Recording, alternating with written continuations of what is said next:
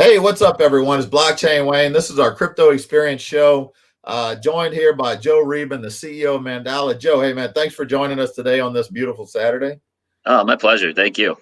Awesome, man. So we're going to talk a little bit about everything in this show. So as people join, hop in, ask questions if you've got them. We're going to talk about Bitcoin, crypto, everything happening in the crypto space. Anything else you want to talk about, right? Whatever's hot. And we're going to talk a little bit about the Miami crypto experience, which we're putting on down in Miami. Joe and his company Mandala are going to be a big presence there. And we'll talk about what the purpose of that is. Why are we just having an event to have an event? Is it going to be a party? Is it going to be educational? I'd say it's going to be both, right? Yeah, usually is in Miami, but I'm looking forward to the education side of it and the just having some people come out, obviously get reacquainted with some of the crypto family. COVID's kind of, shut down the live events for almost a year now, over a year in some aspects. And I really do look forward to that. I look forward to just reconnecting with people that we talk to almost every day online, community members for Mandala and for other projects as well. And just the sheer networking. Yeah, absolutely. So let's start, man. Let's talk about let's tell everybody a little bit about Mandala, right? People may not understand. There's a bunch of exchange options out there, but why would somebody want to try out Mandala? Sure. There's a number of reasons. First of all, with Mandala, it's the only privately held exchange that is fully operational and built on Binance Cloud. What that means is that we have worked in conjunction with the Binance development team, Binance Cloud development team, to bring a project that has full order books, full liquidity, full depth, all of that for every pair listed on Binance, as well as exotic order types that you will find on Binance. What's also exciting about that is we're working on having futures up and running by the end of March. We're working on margin trading, releasing that Q2 of this year. And basically with that, we're also working on we're going to call it Mandala Connect, which is going to be a virtual, basically social platform where you can copy paste trade from algo traders.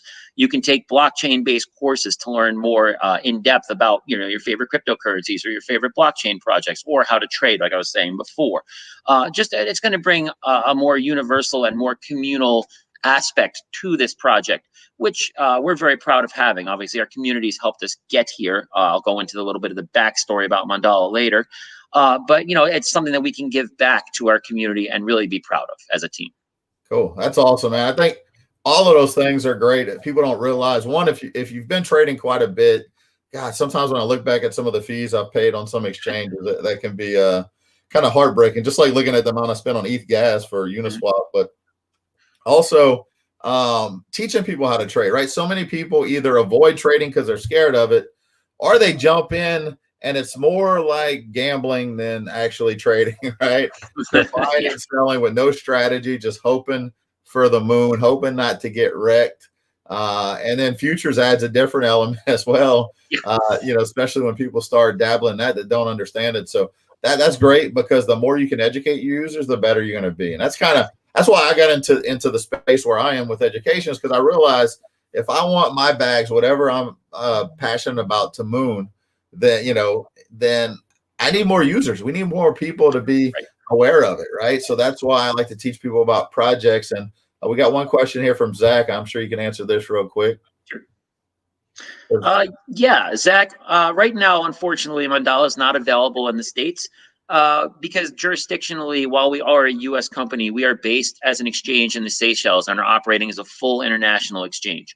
We are working on a U.S. release. I cannot give a definite time frame on that right now because we're working on things such as compliance in all 50 states, money transmitter licenses, broker-dealer licenses, and SEC compliance to be a securities exchange. And as you know, they're very hesitant and stingy in giving out securities licenses. They've only given out 6 or 7 so far for the exchanges. So we are compiling all this stuff for 2021 and working on implementing it, but it does take some months to put in motion and put in place. Yeah, I mean, people don't realize. They always, want to know why. Hey, why does this exchange offer more options, or why is my state, like I'm in Louisiana, I can't even trade on Binance US. Right. Now, Joe can't tell you this, but I can tell you I access certain exchanges through VPNs. Not financial advice, not anything else. but I usually, can access certain exchanges through a secure network, connecting through wherever I want to connect through to access exchanges. But you really, yeah, the U.S. It's definitely not easy to navigate U.S. because each state is different, right? Right.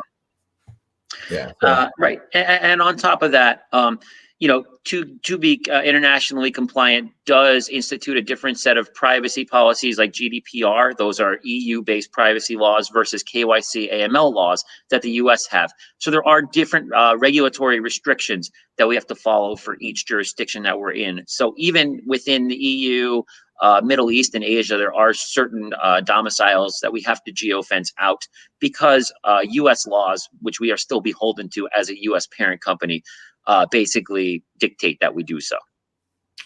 Cool. And Joe would know. Joe's got the legal background to back that, right? So. Yeah. So I've been with Mandala since the beginning, first iteration. Admittedly a maligned iteration of the product, and I did start as one half of the general counsel with my father. I did step up into the CEO role in 2019 so that we could get this project off the ground. And I'm really proud of my team in Denver, Canada, and other locales. That we got this project from the ashes, really rose it back up to something that we can be proud of today for our community and for all of our equity holders and investors as well, so that we can make them whole and have a project that's forward facing, that's fully functional, and that's exciting for the users to come and try out and use, and easy, which is more important for the average retail user to navigate. Yeah, that is important. I think so many people don't realize, and that's a barrier that keeps people out. So making a user interface easy, easy to use, and incorporating education like you're talking about, I'm 100% for that. So, outside of what we're doing now, I'm always willing to help, lend a hand if you guys need any help with that. So, tell us a little bit before we jump into the Miami crypto experience. Tell us a little bit about tell us about the background of Mandala. You just touched on it briefly, but tell us, what got you to where you are today. Sure. It was a lot of twists and turns, a lot of learning experiences, and 2 or 3 reboots of the company, really. So we started with our ICO in 2018. We had some partnerships and third-party external development teams and trading engines, et cetera, market makers that really didn't work out for us the first time. So kind of learned the hard way with partnering with third parties that just, like I said, didn't work.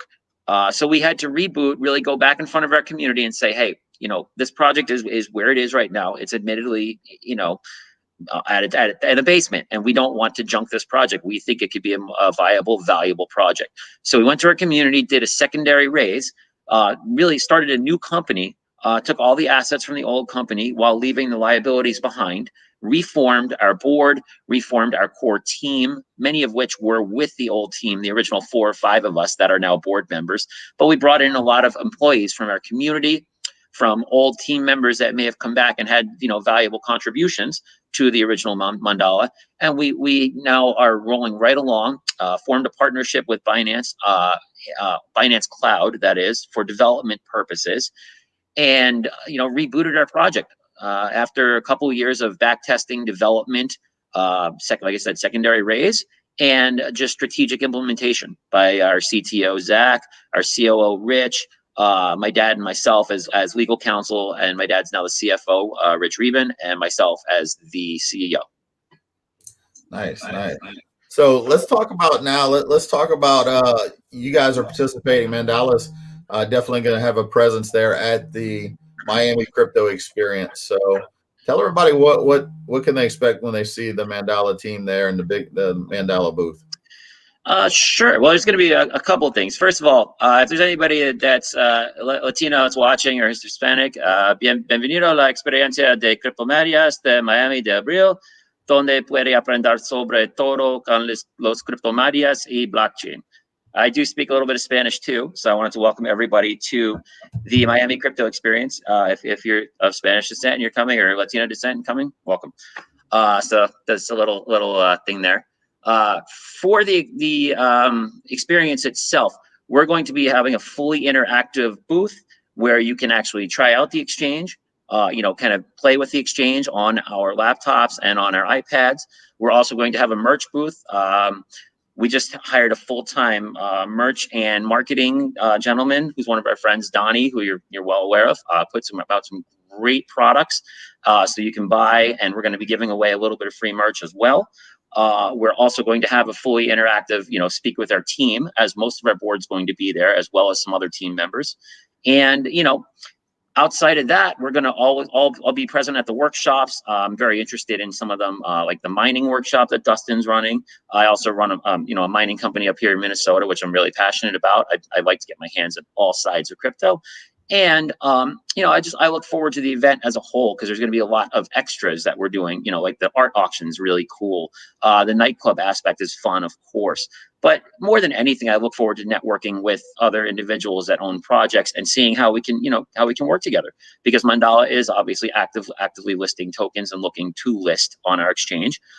Maybe projects that don't have the funding or the resources to list on a Binance or a KuCoin or a Huobi. That's something that we do. Nice. Yeah. And I think people underestimate all the different aspects of those events. Networking is the biggest thing. You get to learn about different projects, connect with people in different projects. And a lot of what's coming together from this event are relationships from past events, from 2017, 2018, 2019. And me personally, back in 2018, when the market just entered the full-blown bear cycle and everything was going down, pretty much from the summer to fall of that year, I was hitting events up just to really see what's happening in the space. Because if I see like Draper VCs putting tens and hundreds of millions of dollars into projects, then I know this is not a dying space in general. Right. I know that projects are happening, and that it really solidified my belief in what happened. What does this mean for the future of crypto? Mm-hmm. So it's a great time to have an event. You mentioned it earlier. It's been pretty much about a year since any real in-person events. Mm-hmm. And it's possible to do it safely. So I'll just cover this for anyone that has any concerns about protocols or anything. This venue typically can host 7,000 to 10,000 people. With non-COVID, right? Our capacity is at 2,500 for this event, and we're honestly shooting to sell about 1,250 tickets. That's our sweet spot. That's where we're at. If we sell a little less, it's still going to be a great event. If we sell out, it's going to be a solid event, but it's not just a conference either. I've been to those where there's more people in the hallway talking than there are in the rooms in the main room listening to the keynote speakers talk. So we're going to have some keynote speakers. Joe, you're going to be one of them, right?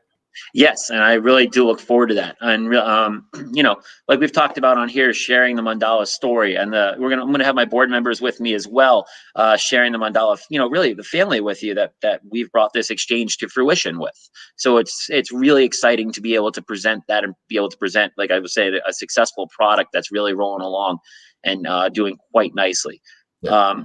A couple things I did forget to mention before as well. Why should somebody use Mandala? We do have a really interesting and unique locking mechanism for fees, where we do offer industry low trading fees as low as 0.05%, scaled up by holding a certain amount of Mandala tokens, as 320,000 Mandala tokens. Lock that up for a month, and you can reach that really low trading fee, which is appealing to the bigger retail traders and institutional traders that we're bringing in. There's also 5 tiers of trading that scale down from 0.1% to 0.05, 0.9, 0.8, 0.7, 0.6, right? And it's one of those things that, depending on your level of trading and how many tokens you can lock for that month, you do get a rebate paid out every month at the end of that, equivalent to your trading volume. So that does save you a few bucks there. We also recently had a Hummingbot integration we're working on that is going to be released early April. So you're going to get a lot of API traders from that. We're also working in the background with other, API providers and outlets to plug into our exchange, so bigger institutional traders can come and trade easily. So just forgot to mention that before. I wanted to get that out there. Hey man, we can definitely look at introducing you to some projects. I know there's one project that I've been working with that wants to talk to Mandala about listing there, and we're going to start that conversation. What about, and I'm sure you guys are looking at implementing some kind of API for these trading platforms like Three Commas is going to be another sponsor of the event. Correct. We've talked with them as well, and we are in discussions with them. Obviously, I can't reveal much, but we are talking to them as well. Let me just share a little tidbit for everybody. So obviously, that's going to be in the works. No timeline or date yet for that. But Three Commas being a sponsor as well. Anybody that attends the event, they're giving a 1-month membership to everybody that attends the event, a premium membership. That's $100. If you go to their website right now and try to sign up, that's $100. If you attend the trading workshop that's sponsored by Three Commas, they're going to give you 2 more premium months. So a $300 value. Our general admission ticket is $300. So, you're getting the value for the ticket. But that also is going to help people trade more. And I brought that up because, they're not integrated with Mandala yet, but it's the more you can get people more comfortable trading, the better. It's strategy and the mechanics is just the first part, because then they still have to learn the mindset piece, right? The fear and FOMO factors, right? You got to avoid that. So Zach loves Three Commas. Chelsea's been using Three Commas for a while, and Chelsea's also been trading with Mandala, right? I believe. Chelsea, give us a comment. Drop us a comment. Haven't you been trading with Mandala as well? Probably so. It'll take her a second to respond to that one, but I know she has. We were talking about what's going on there, so it's going to be a great event. It's going to be a combination. There she goes. She said So it's been a combination of. It's going to be a combination of a few keynote speakers.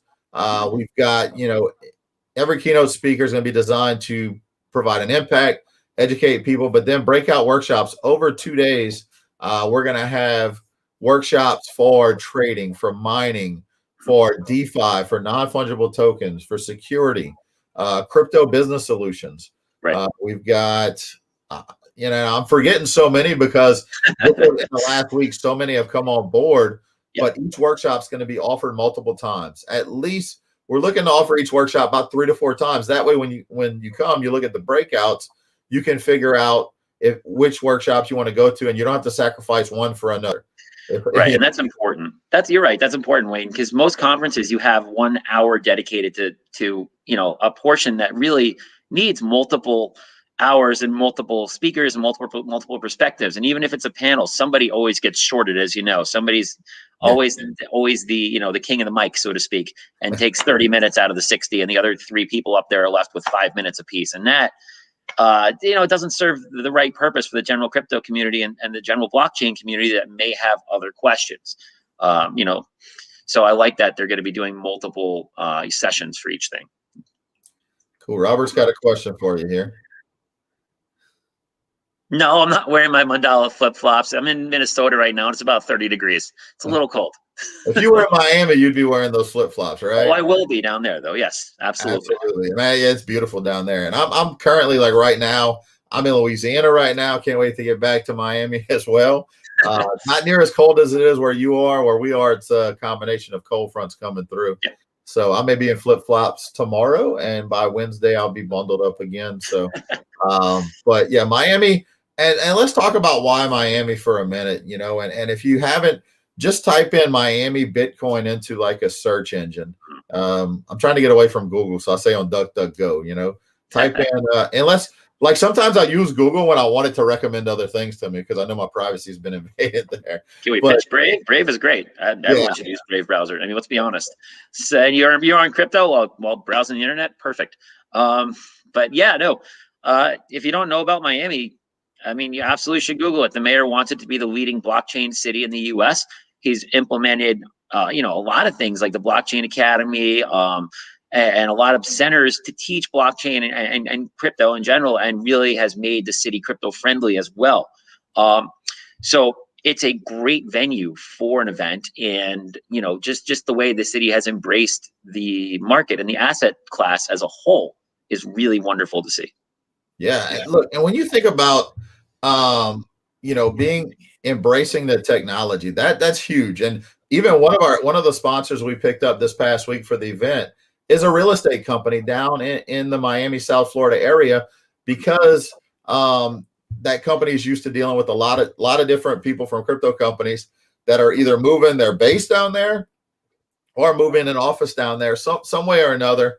One of the guys that's actually another sponsor, he's looking to buy a house and an office down there for his company, just because Miami is crypto friendly. And this should be a lesson for, I don't know if anybody watching this or gonna watch this is involved in politics or involved in just in public office governments, but we've seen over time in history where when you look at whether it's a small municipality like a city or town or state or country, those that embrace technology, emerging technologies, tend to benefit from that run versus those that are extremely restrictive. And Right. you look at that, and I guarantee you there's companies that are moving from New York down to Miami. Oh, Just there are. There are. Same thing happened with Denver as well. Denver became a huge tech hub because a lot of crypto and blockchain companies were centered there. And a lot of people moved, east from California and from Silicon Valley and settled around Denver. And it was one of those things that it really boomed, and it was great for me being a lawyer there in 2015, 2016, starting my own firm. I was able to pick up a lot of that business, whether it was business or tax structuring or compliance and regulatory, issues that I had to deal with blockchain and crypto companies being so new. So it was really fortuitous that I was in the right place at the right time. And, I know that happened for a lot of other attorneys and a lot of other business people and financial, centric people in that area. So you're right. It really helps the city out. Yeah, so I use this picture when I teach when I teach people about basics for crypto, because I always talk about the history of money and technology and the adoption cycles. And I use this picture. I don't know if you ever heard of this, Joe, but so back in the UK, back when automobiles were first coming out, just fairly new invention, the UK enacted a law to where to operate a motor vehicle, it took three people. You needed a driver. You needed a person to sit in the other seat as a spotter, and then you needed someone to walk ahead of the vehicle as a flagman to let people know that the vehicle was coming. Huh.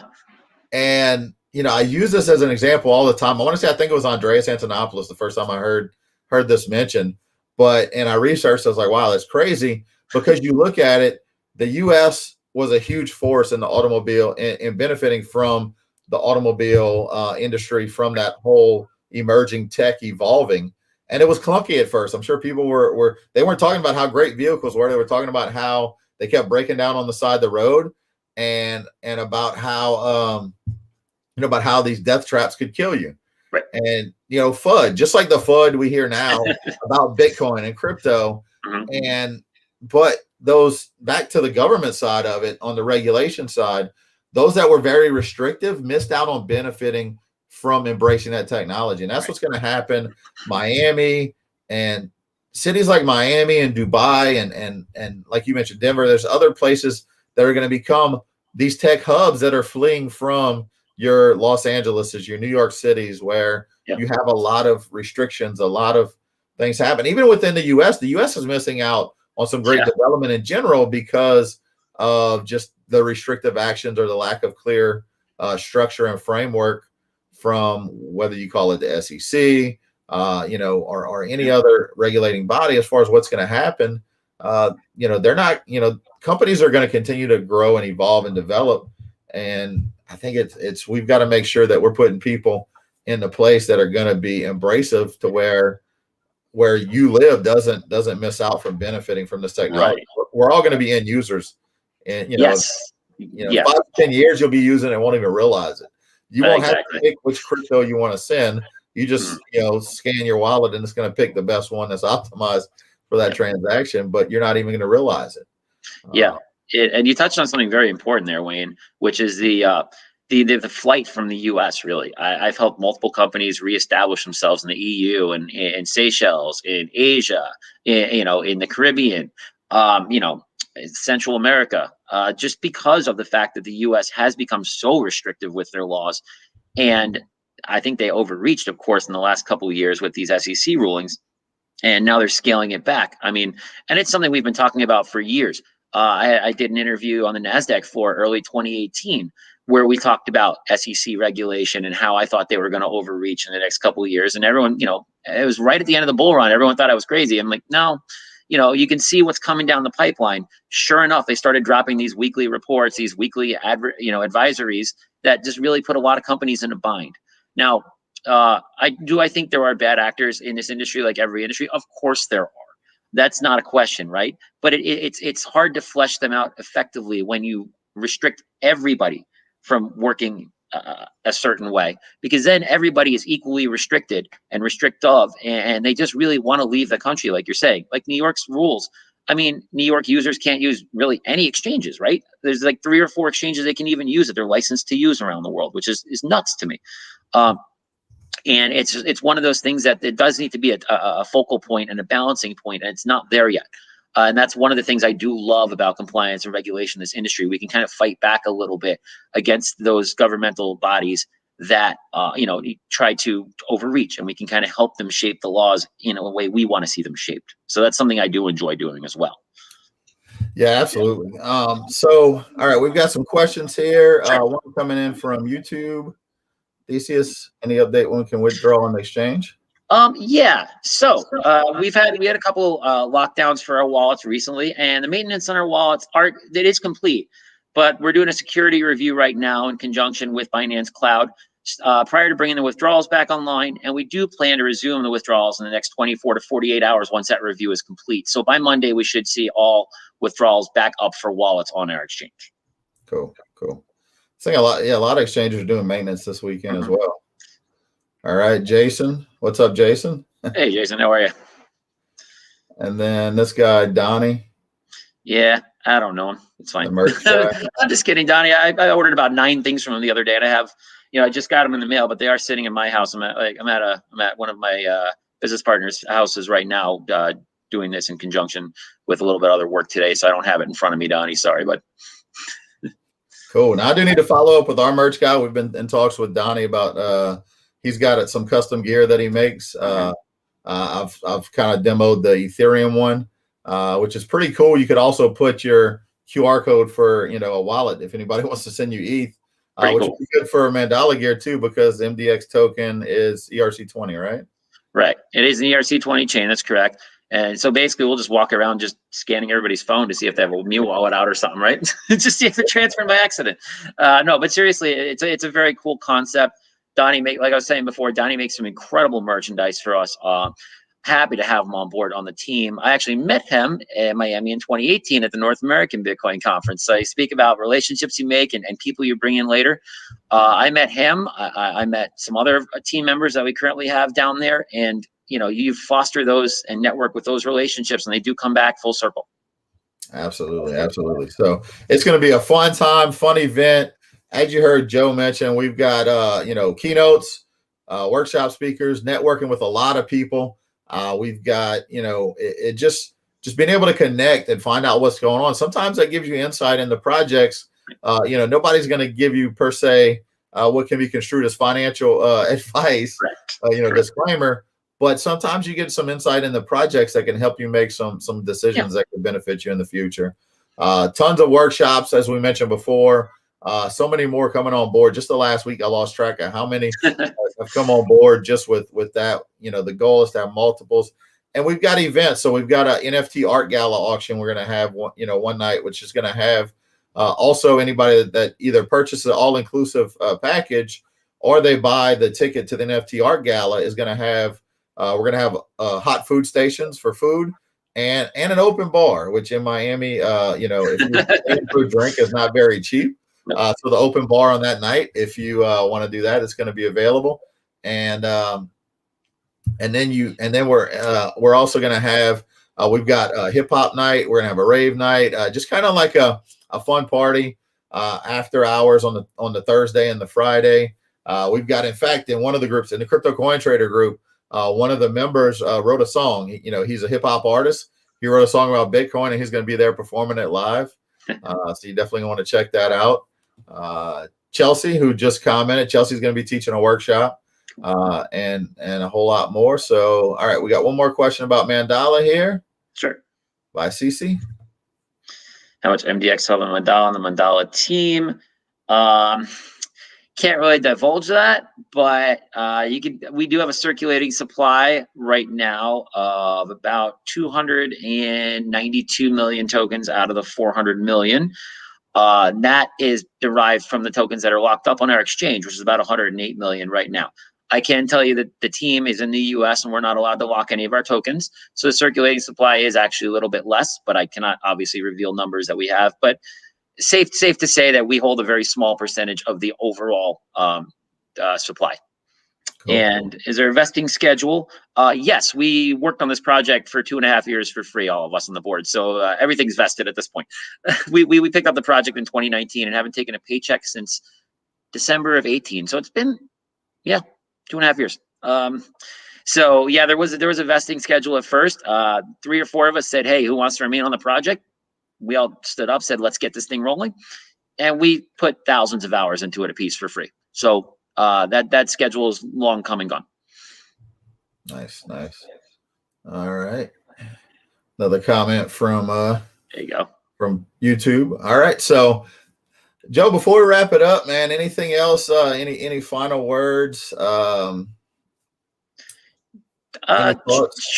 Sure. Honestly, from our board to everybody in our community at Mandala, thank you so much for this coming on this journey with us since early 2019 and helping us revive the project with your time, your financial input, your ideas, and it makes it so easy and so rewarding to actually hire community members to fill certain positions, whether it's marketing, business develop, creative, design, all that good stuff. So thank you guys so much. And we couldn't be here without you. We love you guys. And you know that we're probably one of the few teams where the CEO, COO, CTO sits and chats and talks to you guys on a daily basis. If you have questions, we're responsive. We love to reach out to you and talk. So thanks so much. And I hope to see a lot of you guys in Miami at the Crypto Experience. It'll be great to meet a lot of you guys in person who I've only talked to via video chat and during these AMAs and things like that. And we look forward to a really great 2021 with Mandala and really growing this thing to be a behemoth. Yeah, so I've just dropped the link to the event. If you want to get more information there, check it out. We've got packages that include hotel, food, everything. And we've also got, you can buy a la carte, general admission tickets. Come down. It's going to be a great experience. This is going to be at least a once a year, potentially twice a year event. And as travel opens up, obviously we're going to have them doing them in multiple places, because this is a format where people are going to get to learn. Education, and this is kind of a saying from one of the companies I work with, News Crypto. We have this saying there. It says education comes before adoption. If we want to get more people using it, we got to break down the barriers that stop people from learning about it. And if you're already in crypto, and like Joe, like you're pretty heavily involved, in mining, in exchanges, but you're going to go to a mining workshop. You're going to learn some things. So this is constantly an educational thing. There's some topics that I want to learn that we're going to have there. Crypto for Business, Gilded is going to be there teaching people about their products and how to incorporate crypto into your business, whether it's to accept it for payments, whether it's to utilize it for payroll. So there's going to be a lot there, it's going to be a lot of fun, a lot of education. And let's just talk about the weather again, right? If you're somewhere right now where you're buckled up, it's cold or it's rainy or it's nasty, get to Miami. It's nice. If not, just pull up a live feed of Miami cameras right now. You'll see what I'm talking about. And a couple more parting things. You're exactly right with the education. It never stops. I've been a lawyer in this industry since 2015, which is a long time for an 11-year-old industry, and I'm learning new stuff every day. Like why India implements a crypto ban for the 8th time in the year, or why South Korea goes on and off, or China goes on and off. I mean, we're always doing our background research to figure out what's going on in the crypto world and cryptoverse. And it's very interesting to do that from a legal perspective. But then you're right. There's a learning curve for mining. There's a learning curve for obviously running an exchange, all these things you have to really dig your heels in and learn. And it's such a cool, broad spectrum of jobs out there and things you can do in this industry. It makes it really cool to be in. And the last thing, obviously, our exchange. You can check out our exchange at trade.mandala.exchange. Go check it out. Go see what we offer. Go play around with the features, and just have fun with it. And obviously, we'd love to welcome on new users for trading. If you're satisfied with what you see, we'd love to have you on board. Absolutely. So, Joe, thanks again for joining us, man. This has been great. Looking forward to some more info down in Miami and seeing everybody there, having a great time, getting a network, and just connect with everybody. So, thanks everybody for watching, and we will see you all soon. Take care, everyone. Thanks, Wade.